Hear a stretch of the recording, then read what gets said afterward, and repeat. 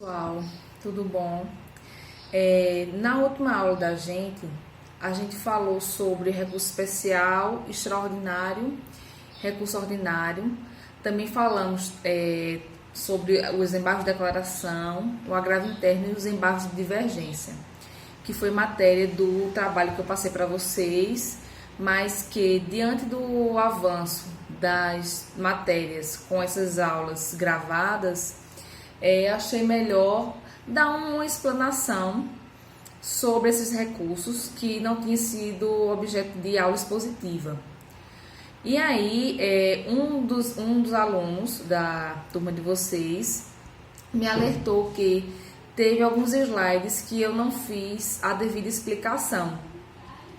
E aí, eu estou retomando agora um pouquinho a aula de recurso especial e extraordinário, para que a gente fale sobre esses pontos que a colega de vocês achou que não ficou devidamente explicado, certo? Para que a gente possa, depois disso, depois dessa revisão, fazer uma revisão geral sobre todos os recursos, certo? Para que a gente faça um apanhado geral do que nós aprendemos até agora, tá certo? Então, no primeiro slide que eu mandei para vocês, que ele inicia com o recurso ordinário constitucional e depois começa a tratar sobre os aspectos ou características em comum entre o recurso especial e o extraordinário, um dos colegas de vocês achou que ficou pendente a explicação sobre o procedimento desses recursos especiais e extraordinários no tribunal local e sobre alguns de seus efeitos, certo? Com relação ao procedimento e o andamento desses recursos no tribunal local, vocês acompanham aí pelo slide de vocês vão perceber, é o primeiro slide que tem sobre essa aula de recurso ordinário, recurso especial e extraordinário, certo? Na parte de procedimento, vocês vão ver que a interposição desses recursos, ela é feita no tribunal recorrido, ou seja, eu não vou entrar com recurso especial direto no STJ e nem com recurso extraordinário direto no STF. Eu vou interpor esse recurso no Tribunal de Justiça Estadual e esse Tribunal de Justiça aqui vai remeter para os tribunais superiores, certo? Então, a primeira coisa que a gente tem que ter em mente é a interposição de recurso especial e extraordinário é feita no tribunal local, no tribunal estadual, certo? E o endereçamento deve ser feito ao presidente ou ao vice-presidente do tribunal. Isso aí está previsto no artigo 1029 do Código de Processo Civil, certo? Depois vocês deem uma olhadinha aí no artigo 1029. Deixa eu abrir o Código de Processo Civil aqui.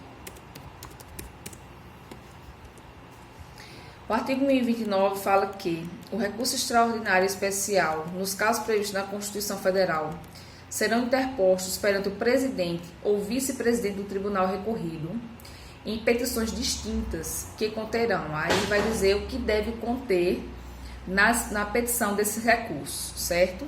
Mas o que interessa para a gente agora é chamar a atenção aonde é interposto esse recurso no tribunal recorrido e qual é o endereçamento. O endereçamento deve ser ao presidente ou ao vice-presidente do tribunal, certo? Quando o tribunal qual ele recebe essa petição do recurso, o que é que ele vai fazer? Ele vai intimar a outra parte para apresentar contrarrazões ao recurso, que o prazo é de 15 dias, tanto para interposição quanto para apresentação de contrarrazões, o prazo é de 15 dias, certo? E aí, quais são as ações que o presidente e o vice-presidente podem tomar quando recebem a petição do recurso e as contrarrazões? Nós já vimos em aulas passadas que o recurso especial e extraordinário são os únicos recursos do sistema recursal do processo civil brasileiro que admitem ainda 2 exames de admissibilidade, 2 juízos de admissibilidade. Todos os demais recursos terão seu juízo de admissibilidade feitos pelo tribunal que vai julgar o recurso. A apelação, antigamente, com a vigência do Código de Processo Civil de 73, também passava por 2 juízos de admissibilidade. Quando eu apresentava a apelação no juízo singular para ele enviar para o tribunal, No juízo singular, ele já analisava a tempestividade, se existia o preparo, se estavam presentes os pressupostos de regularidade, né, do recurso para que ele pudesse enviar. Hoje, com o Código de Processo Civil 2015, o juízo singular não pode mais fazer essa avaliação. Ele tem que remeter imediatamente o recurso para o tribunal, né, o órgão que vai julgar o recurso, e lá é que é feito esse exame. Diferentemente disso, o recurso especial e extraordinário, eles continuam com esse duplo juízo de admissibilidade, que quer dizer que, quando eu apresentar a petição ao presidente ou vice-presidente do Tribunal de Justiça, nesse momento ele vai fazer a análise geral dos requisitos de regularidade formal daquele recurso para saber se envia ou não. E é justamente por ser feito esse juízo de admissibilidade provisório, que a gente chama, que existe a previsão do agravo de instrumento, ou melhor, do agravo no recurso especial e extraordinário, que a gente já viu na aula passada.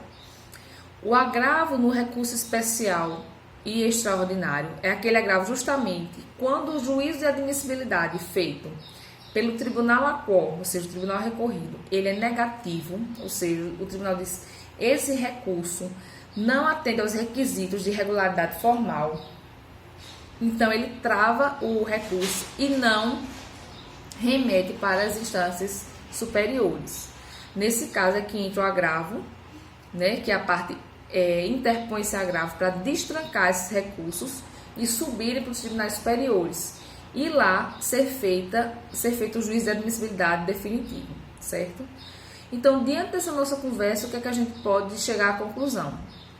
A gente pode chegar à conclusão que, interposto o recurso especial e extraordinário no tribunal ACOR, apresentadas as contrarrazões, nós vamos ver agora quais são as atitudes que o presidente ou vice-presidente podem tomar quando recebe essa petição do recurso. E essas ações estão previstas no artigo 1030 do Código de Processo Civil, certo?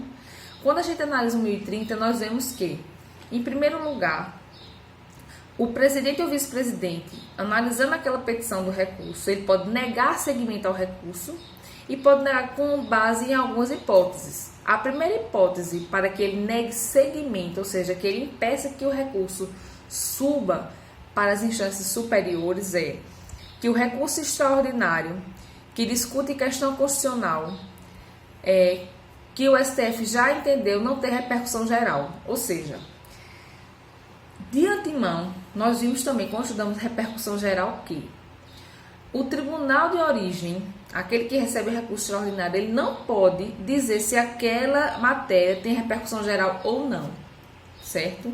Nós vimos que ele tem a obrigação e tem o poder-dever de, pegando a petição do recurso, analisar se existe um tópico em que a parte recorrente efetivamente trata da repercussão geral. Se ele em nenhum momento da petição falar em repercussão geral, de antemão, aí realmente o tribunal de origem pode negar seguimento ao recurso por dizer que não existe a discussão sobre a repercussão geral da matéria constitucional. Mas ele não pode efetivamente analisar aquela matéria de repercussão geral se estiver num tópico. Ele não pode analisar se aquela matéria tem repercussão geral ou não. Porque só quem pode dizer se a matéria tem repercussão geral é o Supremo Tribunal Federal.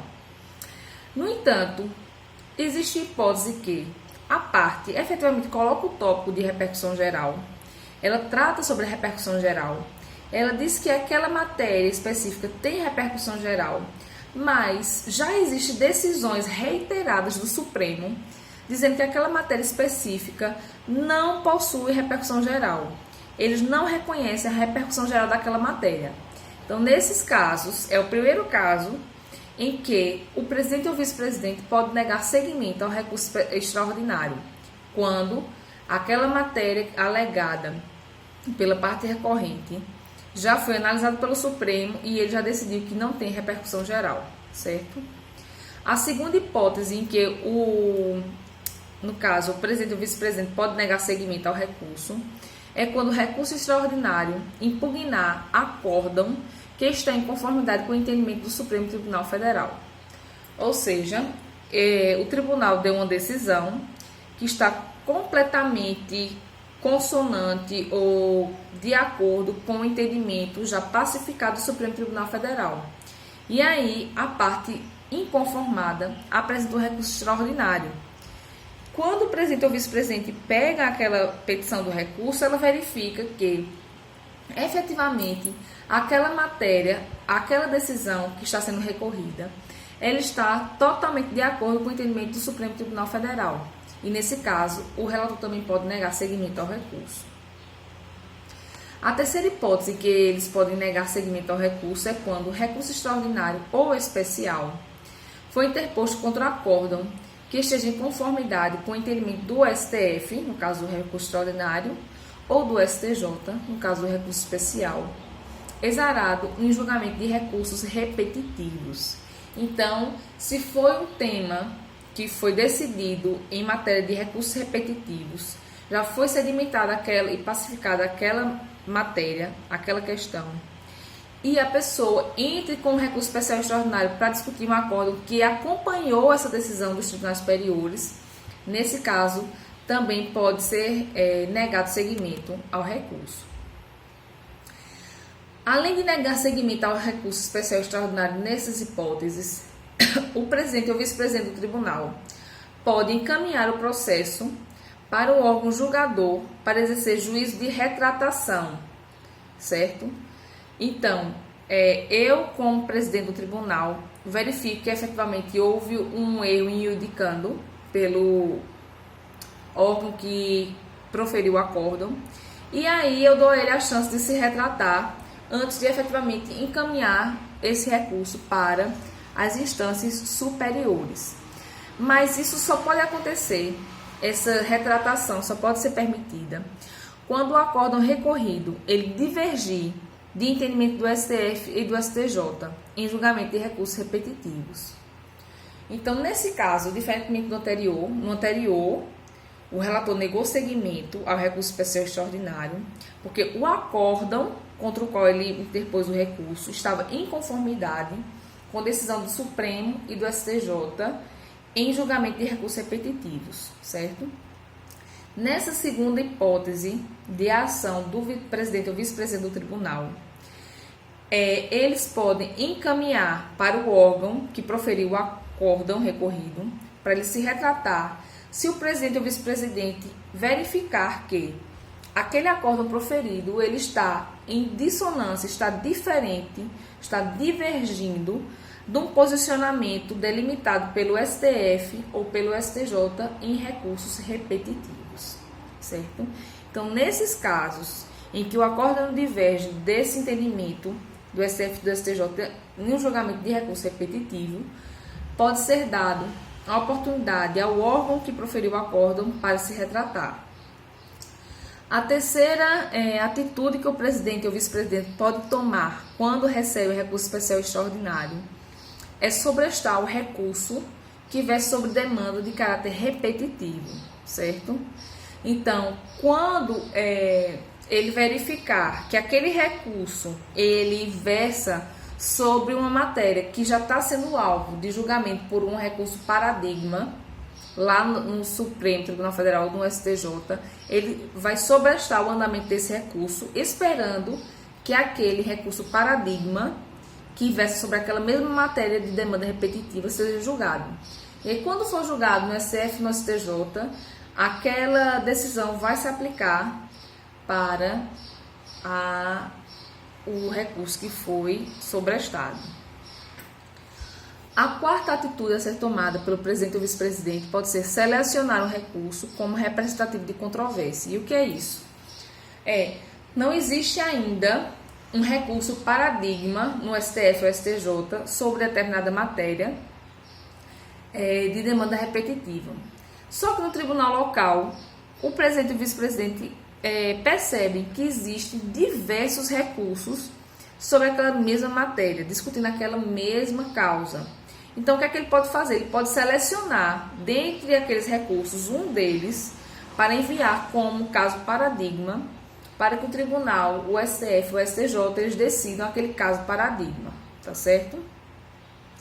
E a quinta hipótese de atitude do presidente ou vice-presidente do tribunal é fazer o juízo de admissibilidade, certo? E se entender que é positivo, ou seja, se está tudo perfeito no recurso, aí ele efetivamente encaminhará esse recurso para o Supremo Tribunal Federal ou para o STJ, a depender do caso.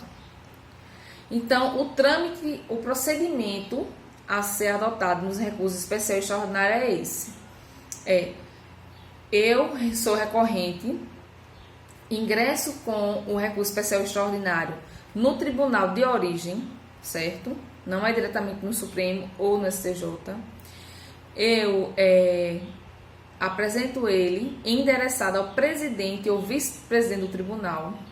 Depois de apresentada a petição do recurso, o presidente ou vice-presidente vai intimar a parte contrária, a parte recorrida, para apresentar contra-razões, tudo isso no prazo de 15 dias, tanto da interposição quanto das contra-razões. Apresentadas as contra-razões, aí o presidente e o vice-presidente do tribunal local vai analisar qual é a atitude que ele vai ter. Se ele vai fazer o juízo de admissibilidade, se for negativo, ou seja, se ele verificar que não tem os pressupostos de irregularidade formal, ele vai negar seguimento ao recurso. Ele pode negar seguimento também naquelas hipóteses que nós já vimos, certo? Pode, efetivamente, sobrestar o recurso quando houver já um recurso paradigma no STF e STJ já julgando esse tipo de demanda, né? Então, sobrecha para esperar a decisão.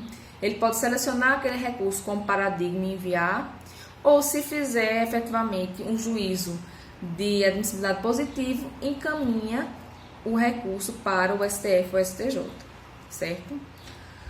Vamos falar um pouquinho agora dos efeitos do recurso especial e do recurso extraordinário. O recurso especial e extraordinário, eles em regra não possuem efeito suspensivo. Falando primeiro do efeito suspensivo, eles em regra não possuem esse efeito, ou seja, a interposição do recurso especial e extraordinário não obsta automaticamente a que a decisão recorrida produza seus efeitos, certo? Isso é a regra. Ela está prevista no artigo 1029, parágrafo 5º do artigo do Código de Processo Civil, que diz que o pedido de concessão de efeito suspensivo a recurso especial ou a recurso extraordinário poderá ser formulado por requerimento dirigido. Isso aí a gente já falou em alguns vídeos, mas eu vou retomar. Que o que acontece? Ele não possui efeito suspensivo, mas ele pode ser requerido através de um pedido, certo? Então, não vai ser um efeito automático, mas pode ser um efeito opere iudicis, aquele que o juiz, analisando o caso concreto, né, ele vai determinar. E aí esse parágrafo 5º diz que esse requerimento de pedido suspensivo deve ser dirigido a quem? Em primeiro lugar, ao Tribunal Superior respectivo, no período compreendido entre a publicação da decisão de admissão do recurso e sua distribuição, ficando o relator que está designado para o exame desse pedido para também julgar o recurso que vai chegar a ele. Então, entre a data da publicação, eu entrei com recurso especial extraordinário, certo? Ele foi admitido e vai ser encaminhado para o Tribunal Superior. Então, nesse período, entre a publicação dessa decisão, certo? De admissão e a sua distribuição ao relator, eu endereço esse pedido de efeito suspensivo diretamente ao Tribunal Superior, STF ou STJ, e não ao Tribunal de Origem, pedindo para que seja efetivamente concedido esse efeito suspensivo. E aquele relator que receber esse pedido, ele fica prevento para julgar o recurso respectivo. No segundo momento, no inciso segundo, diz que esse pedido de efeito suspensivo deve ser feito ao relator se já distribuído. Então, se o recurso já chegou no Tribunal Superior e já houve a distribuição e já foi acometida a um relator, então o pedido deve ser feito endereçado a esse relator que já está responsável por julgar esse recurso, certo?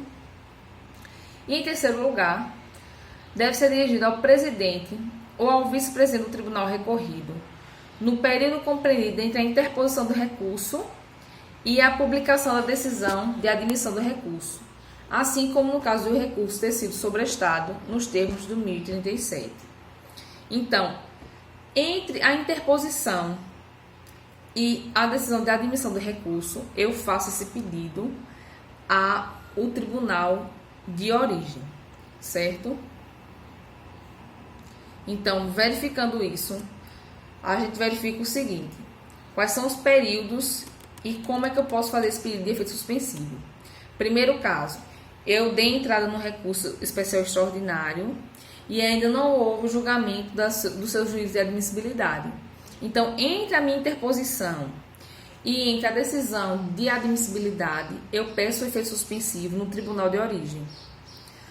Passado isso, tendo sido dada a decisão de admissibilidade e que o recurso vai subir, eu entro com pedido no Tribunal Superior, certo? Entre a publicação da decisão que admitiu o recurso e sua efetiva distribuição, eu dou entrada no pedido de efeito suspensivo já no STF e no STJ. Se o recurso já chegou no STF e STJ e já houve a distribuição para um relator, o pedido deve ser feito diretamente ao relator já designado. Falando agora sobre o efeito devolutivo, falando sobre o efeito suspensivo, certo? Sim, e com relação a uma exceção do efeito suspensivo, vimos que, como regra, não se aplica o efeito suspensivo automaticamente ao recurso especial extraordinário. Esse efeito tem que ser requerido nos termos do artigo 1029, parágrafo 5º do Código de Processo Civil. Só que há uma exceção.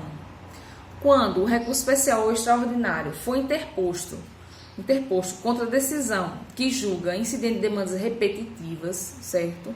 Existem demandas repetitivas sobre efetivamente aquela questão constitucional ou infraconstitucional. Então, nesse caso, quando ele é interposto contra uma decisão em incidente de demandas repetitivas, nesse caso, esses recursos eles terão efeito suspensivo automático.